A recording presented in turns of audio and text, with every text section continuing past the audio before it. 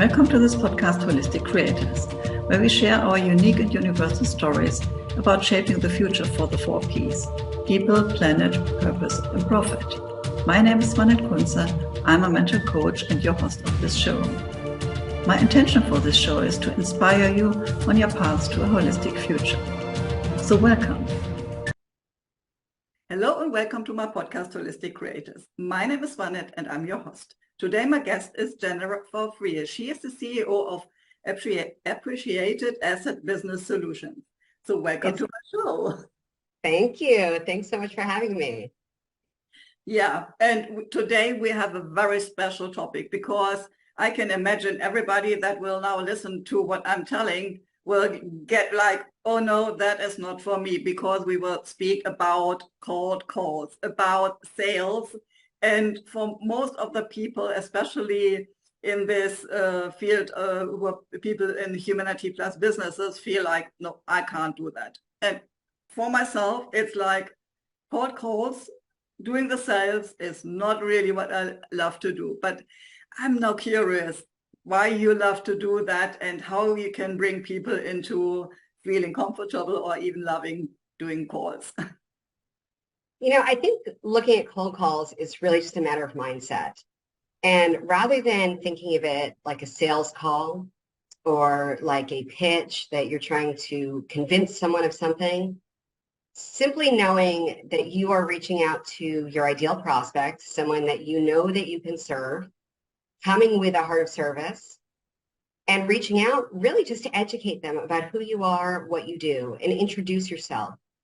Offer ways that you may be able to support them, and let the conversation happen naturally from there. But if you have that mindset of really a heart of service that you know you can help them, it's really your duty to reach out to them and let them know how that is. So it is more like starting a relationship, and so that they get aware of what is the service you are providing. 100%. A lot of the most wonderful relationships that I have business-wise and some personally as well have come from cold calls. It's not always about getting the sale or closing the deal, but opening a door with someone and establishing rapport and finding out how you can support each other's businesses. Okay. So have you ever had a moment where you felt, oh no, like calling someone is not what I would like to do, like from your past experiences? I've done this for decades, so I know that it works. However, there are still times where I will tell myself stories about why I shouldn't be calling or why I shouldn't be following up. Because I think that's also a big misconception with cold calling. You call once, they don't call you back, and you're like, well, they're not interested, or they don't like me, or they don't need my service. But the truth is that everyone's got a lot going on, and it really has nothing to do with you. So a great example, last summer, I was reaching out to a former colleague of mine that I hadn't worked with in about 10 years, but I knew what he did, I knew what I did, and I knew what we had done together. And I knew what I was doing now in my business would be an amazing support for the work that we had been doing together. So I reached out to him a handful of times, and I never heard back. And again, even after doing this for decades, I was still telling myself, maybe he doesn't think as fondly of you as you do of him, and maybe he doesn't remember you or things like that. Well, I finally got a call weeks later from him, apologizing profusely for not getting back to me, thanking me for my persistence. I shared with him why I had been calling and why I'd been trying to reach him. And he's now one of my biggest referral partners. We do a lot of business together. He was fascinated and so grateful that I had reached out. He was on vacation with his family in a national park, had no service, was really logged off. But had I stuck with that story that I was telling myself and not called past once, maybe he wouldn't have remembered to call me back after he got back to reality weeks later. Yeah, absolutely. And I think a lot of people have this mindset that, okay, if I call once and nothing is happening, I can't do it again and again. But as we know, we need, I don't know, it said 7 contacts before people even feel comfortable to step into our world and make some business with us. So you need a lot of times reaching out and speaking with people before this can happen. Yeah. Yeah, and cold calling is really the fastest, most effective way to establish rapport with those ideal prospects. You have an opportunity to be person to person, voice to voice, to really establish a connection. It's something that can't be achieved on email or LinkedIn DMs. Those are easier activities because there's a much lower threshold for rejection, but they're also not going to get you the opportunities as quickly as just reaching out and starting a conversation with someone.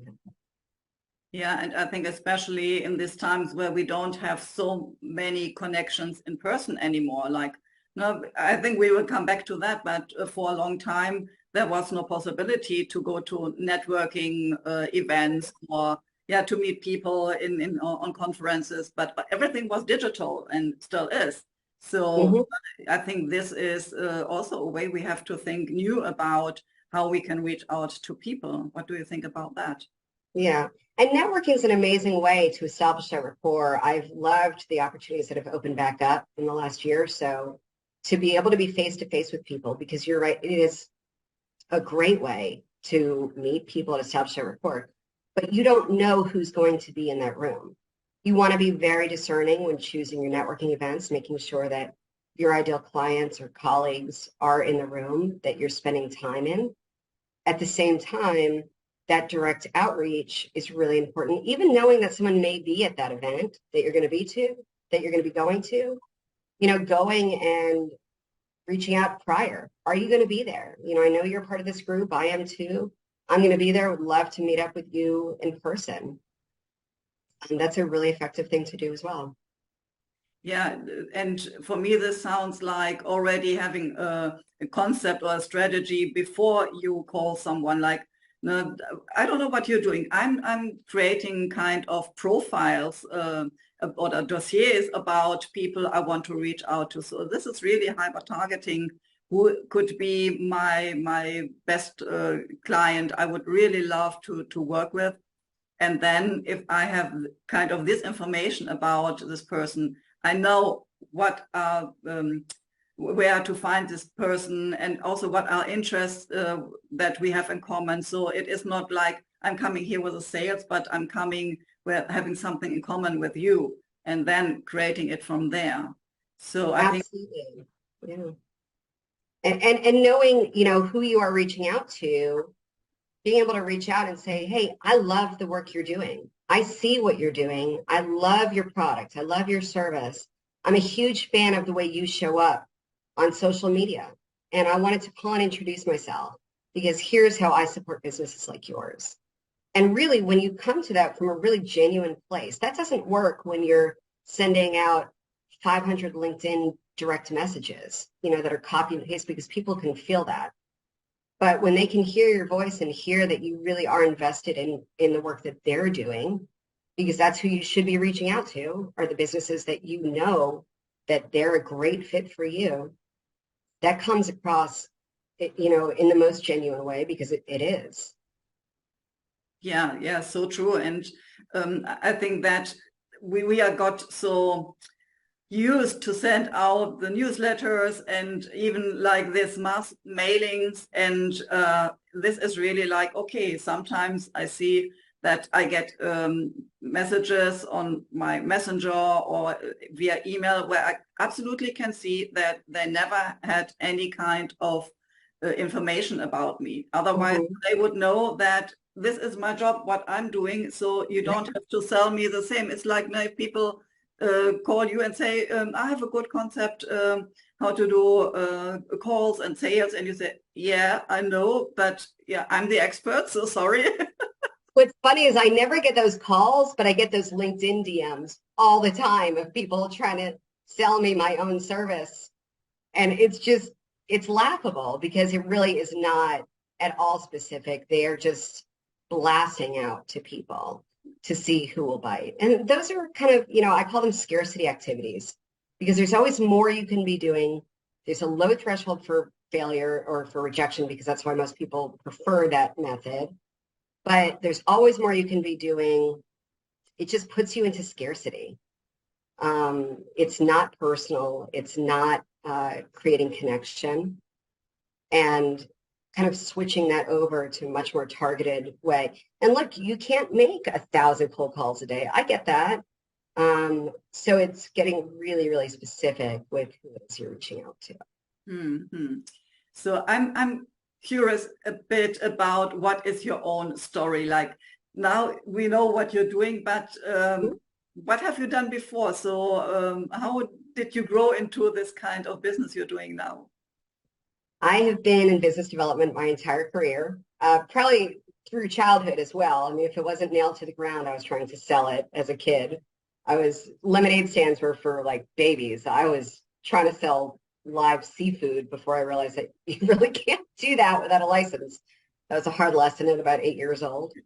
But what we do, the training that I've always had for sales has always been, about, you hear the objection and then you rebuttal tout close. And I've always gotten this like bro marketing sales training as I was in my 20s in New York City. And it was a great way for me to learn, again, how to reach out to people and how to be persistent and consistent.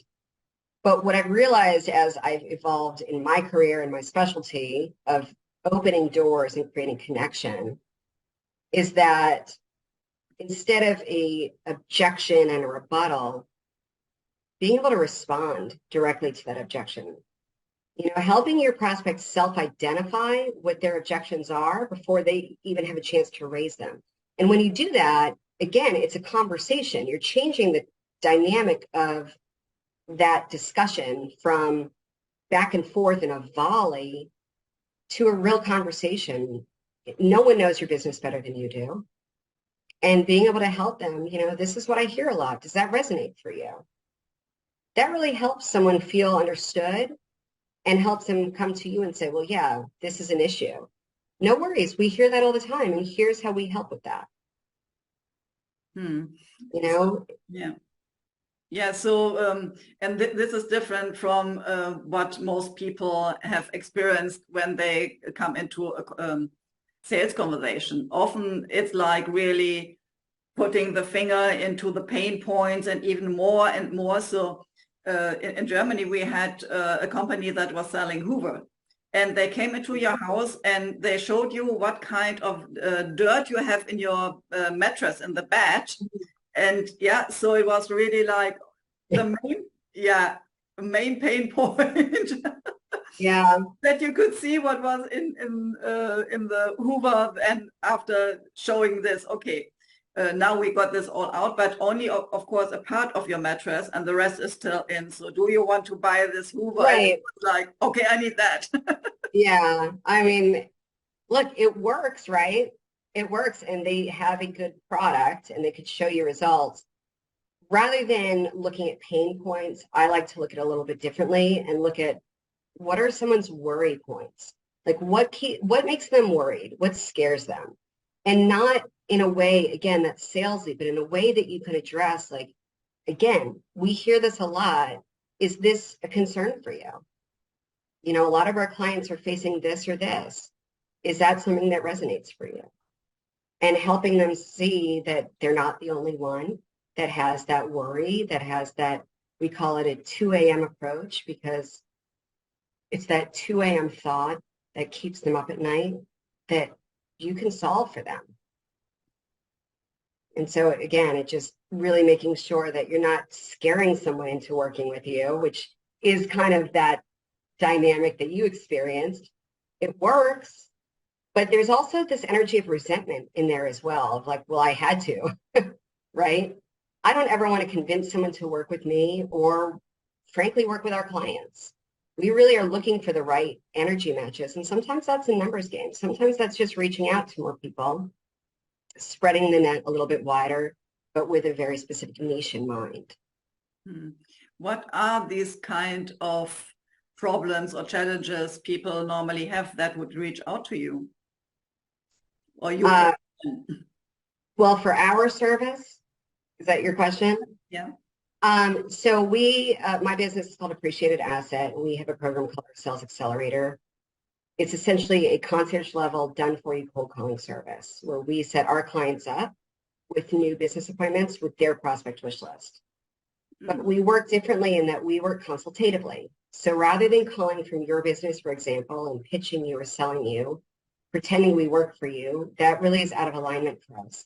What we do instead is we call from Appreciated Asset and we recommend you. And we do that after a vetting process for the clients that we take on, because we do want to make sure, again, to stay in integrity, that we truly are recommending that solution. But from there, it's really not about sales or selling anyone. It's about educating them about really impactful solutions that they need to know about, that we want to make sure that they're aware of, and we want to get them to a new business appointment with our client so they can learn even more. And if now's not the right time, finding out what is. Because a lot of times, prospects will say, no, I'm not interested. And most of the time, people will hang up the phone. Instead of doing that, if you say, get it, if time is not ideal or you don't have the bandwidth, I completely understand. When would be an ideal time for me to circle back with you? It's such a simple question. And sometimes you get an answer of, we'll give it 2 weeks and call me back. Well, that's not a no. That's just not now. Or sometimes they say 3 months. Those are still doors that are open for you.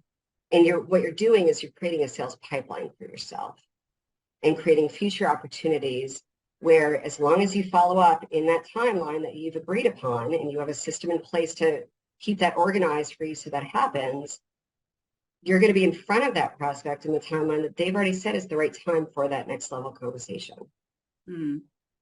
So imagine if I would like to work with you, what is like my mindset, or what should be my mindset to say, okay, I'm interested. Like, for example, if I wouldn't feel comfortable to reach out to people, is it like what you said at the beginning, coming from a kind of a scarcity mindset, or from not being convinced about my own service? Or can you give me some examples, like what?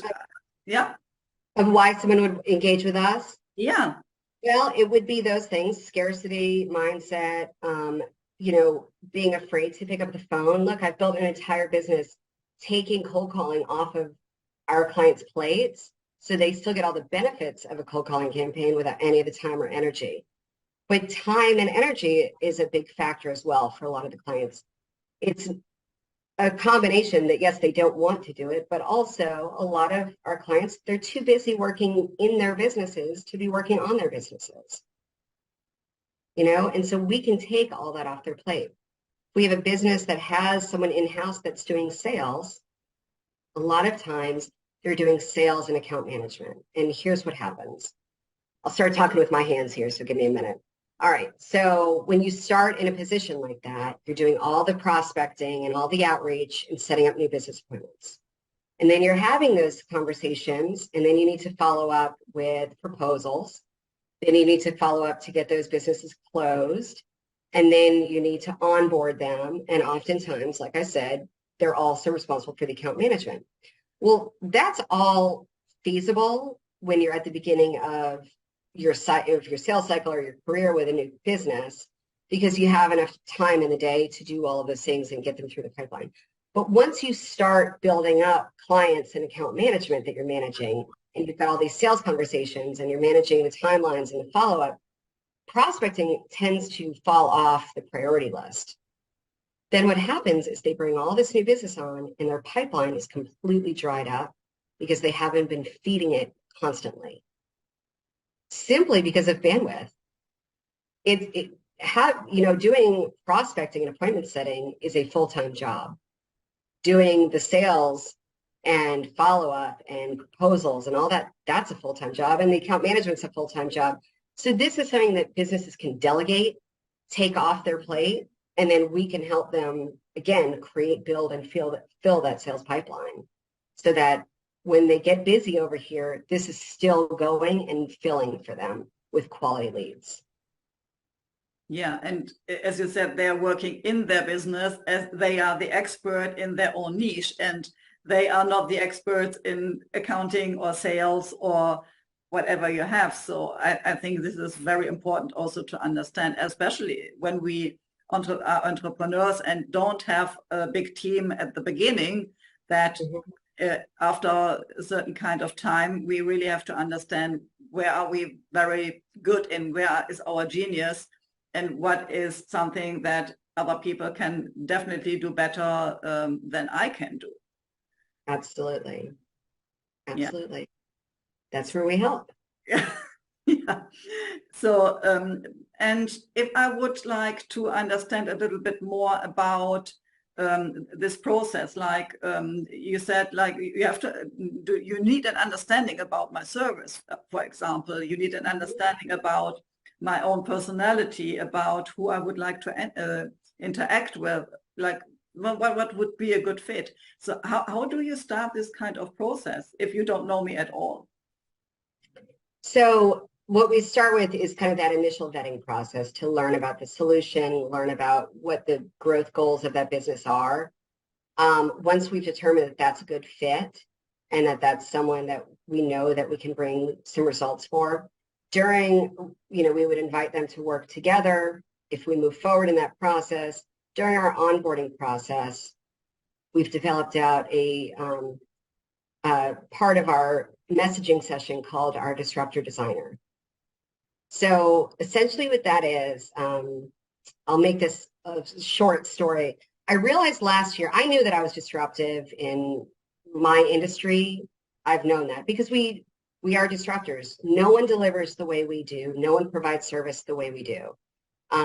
It's consultative. It's very concierge level for, high-end offers. What I also realized, though, as our business has grown and developed, is that we work best, we align best, and we get the best results for other businesses that are also disruptive. But wait, there's more. Some businesses know they're disruptive and they own it. That's us. It always has been. I've been disruptive. I've been called that since I was a child, okay? That's just who we are.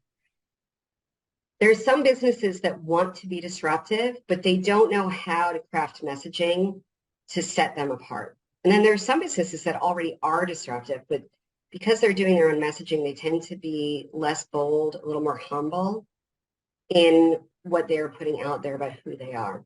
What we do is we pull success metrics, value propositions, but really more than that, disruptive messaging through a whole series of exercises that we take our clients through during that onboarding process, where we identify how they deliver their service, their product, how their results are so far superior from that of the competition that we're eliminating them from consideration.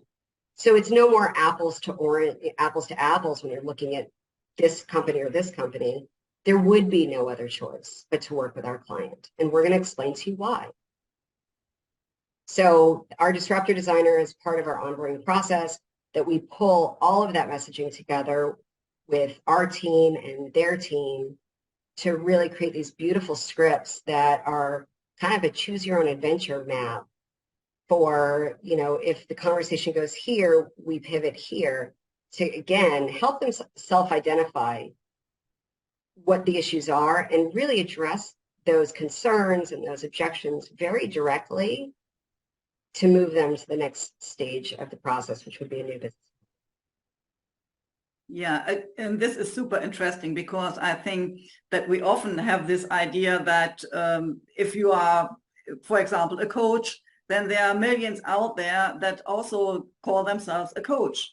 But what makes you really outstanding, or if you are a healer or consultant, that like there are so many out there, and yeah, of course you can show the certificates you have. We all have a lot of them, I'm sure. But what is it really that makes you so super special? That is really what is your genius that when you bring this out makes you really one in a million? And Absolutely. yeah, I think, can we go a little bit deeper into that? Because I think most of the people that are now listening have this kind of feeling, yeah, but no, there are a lot of people that do the same service as I do? How can I really step out of the masses and shine with my own brilliance? So I just did a messaging session for a client who's in marketing. And you would think with a client in marketing, they've got great messaging. And they did have good messaging. But we took them through a series of exercises and asked them questions that they'd never been asked, they'd never considered about their business. And my client's response was, you can't see the label from inside the jar.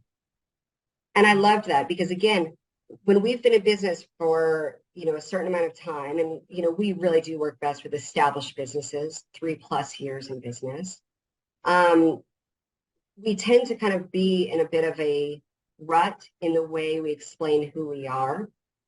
And without having a fresh perspective, an outside, set of eyes and ears to really help you kind of reframe the messages that you're putting out there, it's very difficult to kind of come up with it on its own. I always say it's like the Culver's kids have no shoes. We're some of the worst people about talking about ourselves, where someone else can explain us and, get very, very complimentary and confident in results and in the impact. We tend to be a little more humble when we are presenting ourselves.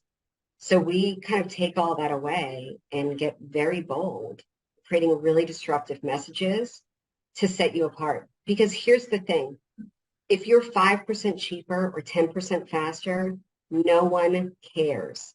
It is a snooze fest. It's not interesting. It's not dynamic, and it will not get someone to move to that next step of the conversation. They need to hear that you understand the issues, you understand what they're facing, and here's how you help. That is so vastly different. It's either through an ROI guarantee, or it's through a combination of a holistic approach that is not just, one angle, or it's something that no one else is offering because of the experience, because of the past clients that you've worked with, because of the results that you've been able to show for your clients. Whatever it is, we will find it. And that's what's really highlighted in the messaging. The other thing that we do is we spend a lot of time going through your why, going through your mission. We want to know these things because what I found is that when I can share our mission with other businesses, when I can share our why and our purpose, those things, they really ground, like people can see who we are in a way that they can't hear it with just my sales points and my bullet points. So we like to get that from our clients as well, because it really helps us ground to their mission. And we see why they are looking to make the impact they are. And that really matters at the end of the day. And not just what we say, but in the tone in which we say it. If we understand that we have a client who's out there to change the world for women, or business owners that are stressed, or for children that are neglected, whatever it is, like if we can show what is it that they're looking to do for that impact, it really makes a difference also, again, in the whole dynamic of the conversation. Yeah, wow, this goes really deep. And what I understand is that as long as you don't have clarity about this, like who you are, who your business is really standing for, what is your why, then you can't have a good sales, because it will always come like a watered down version, so to say, like say more of the same, or more of what everybody else is already delivering. But if you have an understanding why you are standing for this one thing, why you're so passionate about what you want to bring into this world, then I feel that there's a totally different energy in that. That's exactly it. And it's energy alignment. And it's reaching out to prospects and seeing who aligns with that message, with that energy. And that's a numbers game. That takes some time. But you're exactly right. Bullseye. Yeah, so now we are not anymore we are doing sales, because now it's really like having a purpose. And then, of course, you have kind of the duty to reach out the people that are suffering from what you can deliver as a solution. So this is kind of a different, perspective on what sales can be. Absolutely. So for all the people that are now listening, please make this kind of shift in your perspective, no? That it is not like, oh, I have to call people, but what if I wouldn't call them and they wouldn't know about what I'm doing and I wouldn't help them out of their challenge? Then, what am I doing?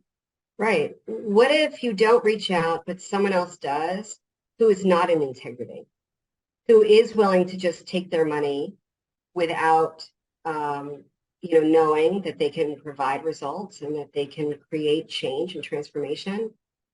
What if they then have such a marred idea of, say, coaching, because I know we keep going back to that example, they have such a bad taste in their mouth from, a coach that they hired that never delivered, that never did that, whereas you could have reached out to them and they could have had the opportunity to really see, again, someone from integrity, someone that can make a difference and can deliver results.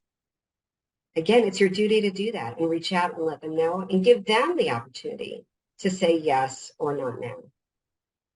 Yeah. So I want to jump a little bit again to this topic, why people feel so uncomfortable about sales in general, or to reach out to people in general. Do you have any ideas about that? Oh, I got a lot of ideas about that. So we all grew up like picturing the salesperson as the guy with the big chain and the used car parking lot. Like, what do I have to do to get you in this car today? And that's a salesperson. We've seen it on TV. We've seen it in the movies. Salespeople have always had this kind of sleazy image. And the cool thing is, like, sales can look like that. I've seen a lot of it, but it doesn't have to. Sales can be more than one thing. It can look more than one way. I'm a salesperson. Again, my mindset is shifted, so I don't necessarily consider that, but at the end of the day, that's what it is. I am looking to sell great services to ideal prospects. And I do the sales for my own business as well.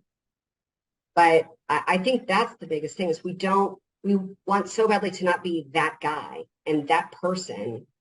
So we go to the opposite end and just don't do it at all. Yeah, for me, it's also like I don't want to spam people. Like what I said at the beginning, like people spamming my email and my direct messages wherever on social media. So I'm getting a lot of these cold sale pitches that are not meant for me, not at all. And this really feels like people are spamming me. And sometimes I have this idea, okay, if I reach out to people, then this can happen or they can feel the same. Yeah.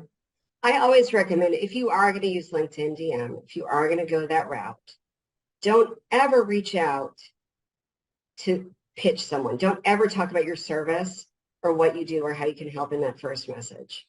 On that medium, on that channel, I would not recommend that. I'd recommend reaching out. So nice to connect, introducing myself. I see that we know this and this person in common. I've noticed this about your business. What are your goals for this year? Or you ask a question that shows curiosity in their business. Again, I think it's also overused when someone is like, if there's anyone in my network that I can introduce you to, let me know. I think that's just overused. So I'm not a really big fan of that approach because it also just seems like, okay, now that we've done that, now I'm going to pitch you. That's what typically happens. So just going with genuine curiosity, or again, offering a compliment. I really love the work you're doing at your firm, at your business. How did you get into this? Or how long have you been doing this? What are your growth goals for this year? Learning more about them. What's keeping you busiest these days?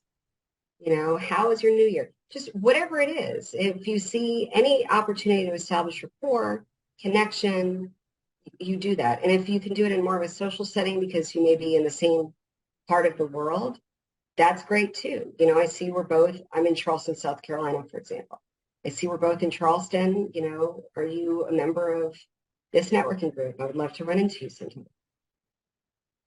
Yeah, and then you already establish like a relationship. And then if you call someone, this is not a cold call anymore. This is already a warm one because people know your name. They have a little bit of information about you as well. And you, of course, of them also because you have asked these kind of questions and you're really curious about to get to know them and really to understand also if they are really a good fit for you or not. Because one thing is that what you can see on the media about people, but it is something else to really come into a conversation with them and figure out about their mindset, about their values, and you can figure out if this person is even someone you really want to work with, or if it just is not. Exactly. And it's, you know, really, I would love to set up a one-on-one call. I'd love to learn more about your business. I'd love to share with you about mine because I think there may be ways that we could support each other. Things like that. I mean, again, if that is truth, if you are in truth delivering that message, you know, do it. Again, I just feel that doing that via a call is a lot more effective. Yeah, so I sometimes use also Messenger or even the social media with replying on posts to create this first step of relationship and then stepping into a call as it's not really a cold call then anymore for me because they already know my name. And exactly. But really to understand more and go deeper and also, as you said, to create a report about the other person or with the other person, you really have to have a conversation. You have to talk. I think this is not working on a chat or other messenger, like really, connecting in this way. Yeah. Exactly. Yeah. Exactly. So now if people feel, okay, perhaps a little bit more comfortable and they say, okay, what is a perspective that I will have working with you? Like, will there be a constant flow of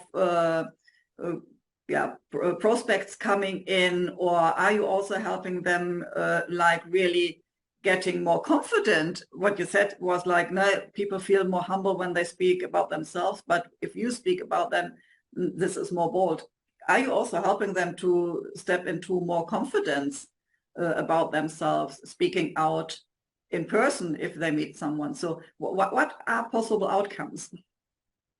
Well, in terms of volume, you know, it depends. And the thing about working with us, it's not like you start and the faucet opens and you've got 35 new business appointments the next day.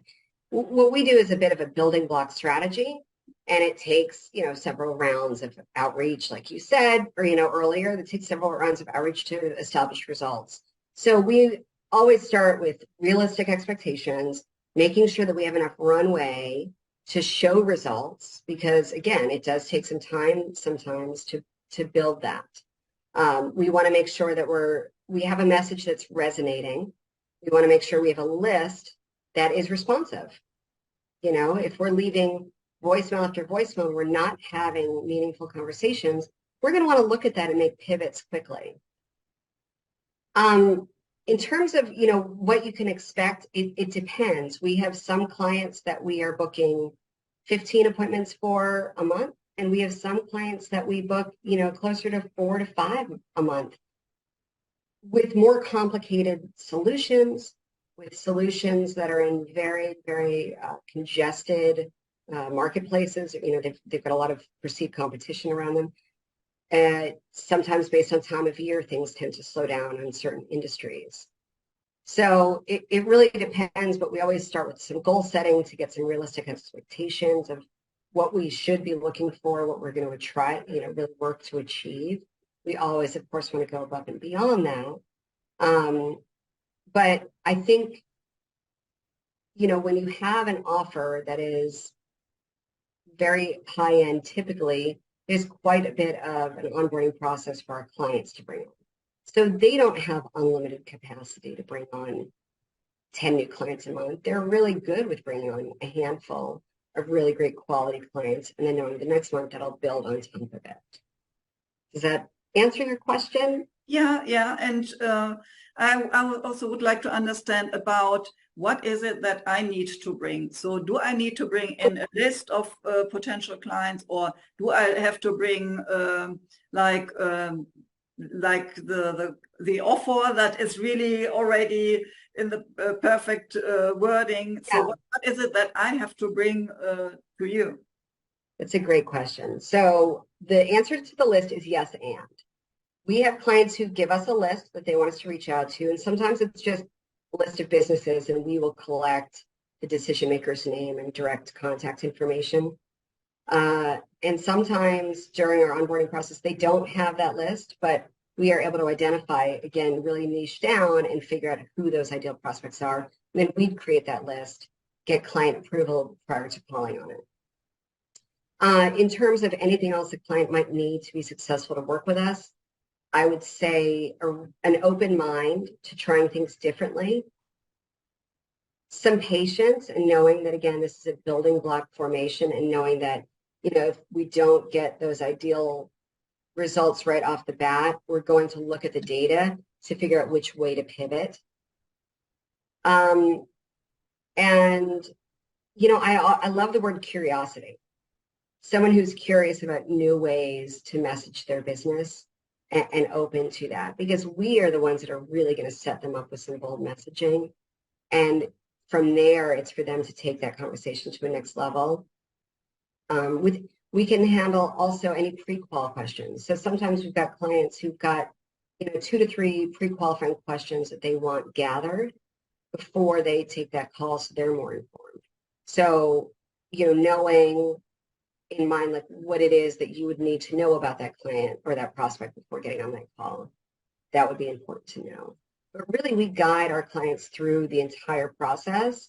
So in terms of what they need, it's very little. It's the time to do the onboarding and the curiosity to try something different. And do you work with special industries, or is it like every industry is welcome? So how do you handle that? So we work with B2B service-based industries, coaches, and consultants. We work with some product-based. Because of COVID, there were supply chain issues for a long time. So we got a bit away from that, but, it is something that we can help. We work with B2C services also, helping them build out their B2B business. For example, a home service that may be working with mostly residential homes, we are now helping them by calling on property managers or, some larger commercial accounts that are higher margins, better jobs, more repeat business. And we help them build out that way as well.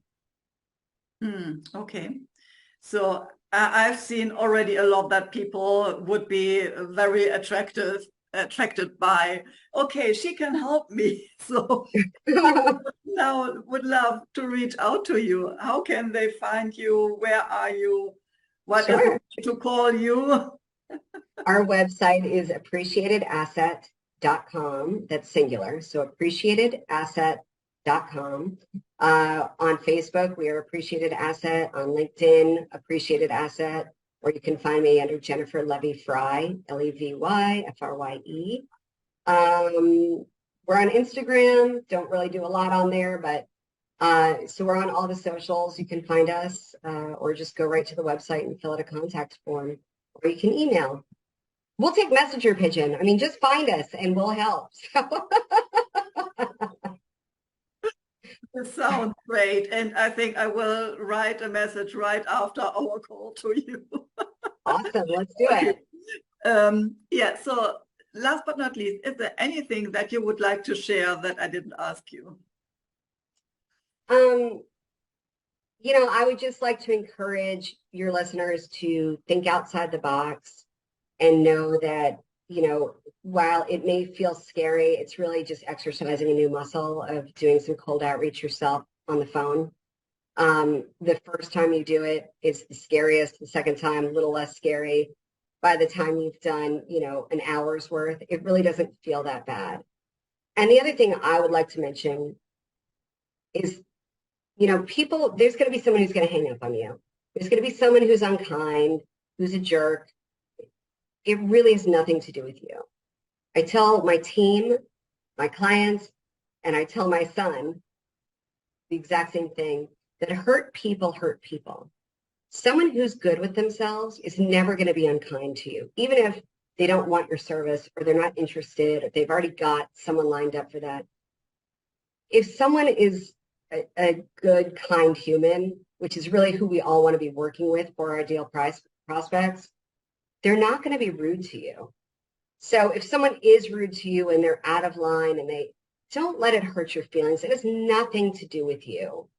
And they really did you a favor by filtering themselves out from your list, because we don't want to work with jerks. Our clients don't want to work with jerks. And so if that happens, just don't take it personally and don't let it stop you from continuing on in those efforts. And thank you so much for having me. This was awesome. It was a pleasure speaking with you. So thank you so much for sharing your wisdom and changing our perspective on what is sales, and really how we can use services like you to bring our services in front of the right people we really love to work with, and not being scared to shine in our own light. Thank you so much. Thank you. Speak to you soon. Bye-bye. Thank you for listening or watching my podcast, Holistic Creators.